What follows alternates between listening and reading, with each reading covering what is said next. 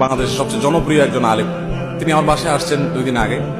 তো আমার ছোট বাচ্চাটা 5-6 বছর বয়সী, ওর জিজ্ঞেস করতেছে আমাকে চিনো, এবং আমরাও বলতেছি চিনো কিনা। চিনে না। বাংলাদেশের সবচাইতে পরিচিত হুজুর, কিন্তু আমার বাচ্চা চিনতেছে না। তো আসলে সবাই একটু আশ্চর্য। তাই বললাম আশ্চর্যের কারণ হলো ও মোবাইল বা কম্পিউটারে আসক্ত না। এখন আমাদের কাছে এটা কিন্তু অস্বাভাবিক হয়। আমাকেও যদি কোনো জায়গায় কোনো বাচ্চা বলে যে না হুজুর চিনি না, সেদিন যেন কোথায় গেলাম, ও আইএইউসি চট্টগ্রাম আন্তর্জাতিক বিশ্ববিদ্যালয়। তো ওখানে বিশ্ববিদ্যালয়ের অধীনে একটা স্কুল আছে, স্কুলের প্রিন্সিপাল সাহেব আমাকে ক্লাসে নিয়ে যাচ্ছেন। এক বাচ্চা জিজ্ঞেস করছে চিনো হুজুরকে চিনো? বাচ্চা বলো না চিনি না। সাধারণত শুনলে তো মানুষ একটা অপমান হয়, এটা আমার চিনল না, কপাল পোড়া। তো আমি বাচ্চাকে খুব সাধুবাদ দিলাম, মারহাবা দিলাম। এখন সবাই তো অবাক হয়ে যাচ্ছে কাহিনী কি। তেমন দেখেন, মানুষের নেচার যখন খারাপ হয়ে যায় তখন অসুস্থতাটাকে সুস্থতা মনে করে, আর সুস্থতাটাকে অসুস্থতা মনে করে।